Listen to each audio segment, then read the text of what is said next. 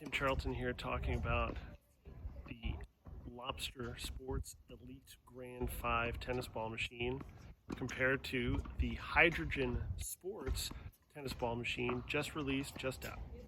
So a friend of mine had an inquiry about my Lobster Elite Grand V tennis ball machine. I've had it for several years, and he was thinking about getting into a ball machine, and he found this Hydrogen Sports and picked one up.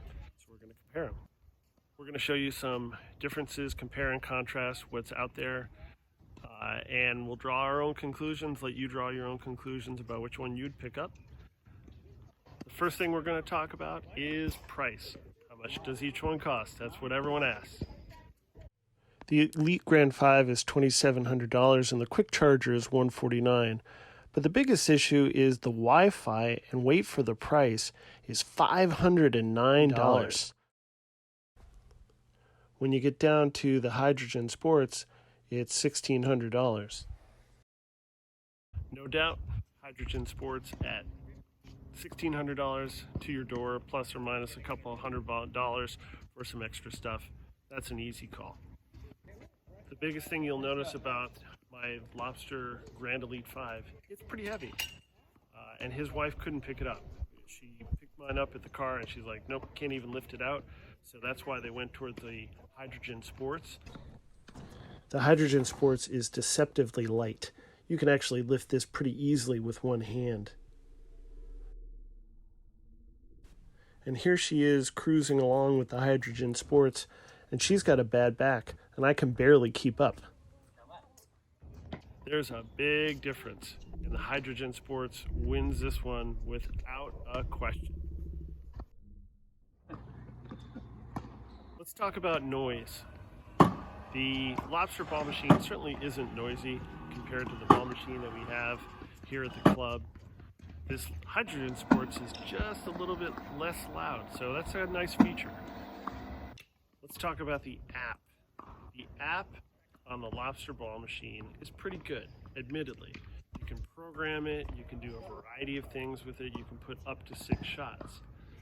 Conversely, the Hydrogen Sports ball machine, you can program many different versions of which ball you want to hit to. It's extraordinary. You can program different time lapses. And the thing I don't like about the Lobster Sports ball machine remote is anytime your phone goes off, you have to re-log on to the Wi-Fi. Not a deal breaker, but a pain in the neck. Let's talk about the battery. My battery on my Lobster Sports ball machine went dead. You can replace it yourself for $40 to $50 on Amazon if you know, in fact, the battery is the problem. Conversely, the battery on the Hydrogen Sports just plugs into the back. You can replace it at will. You can charge it at will, interchanging the battery, and go for really as long as you want. That's a meaningful advantage in my opinion. Capacity. The ball machine on the Hydrogen Sports is noticeably less than the Lobster. The Lobster's bigger. You would expect a bigger capacity, and in fact it is. The capacity for the Hydrogen Sports is about 70 to 80 balls, where it's about twice that on the Lobster. Let's talk about performance. I've had a Lobster ball machine in some version for well over a decade. They last forever, and they're a great ball machine. They have a nice performance. You can do a lot of different variety of things. And the ball comes in pretty fast with a decent amount of topspin. Looking at the Hydrogen Sports ball machine here with its fastest pace and heaviest spin, this is a really ripping heavy ball. I do not see that on the Lobster at all. The performance at the elite level, it goes to the Hydrogen for sure. The rotating mechanism on the Lobster Sports is okay. Occasionally the balls don't feed in properly and you might see some delay or a couple of hang-ups. It's annoying but not a deal breaker. Conversely, there's a little rubber spring on the Hydrogen Sports, and it goes back and forth and oscillates in a way that really mixes up the ball. I think that's a design feature that is a meaningful improvement. There is one noticeable thing about my Lobster Sports ball machine that I like a lot, and the fact that it's so big, I can put the big ball carrier on top of it and pull it away. And that's actually a pretty nice feature.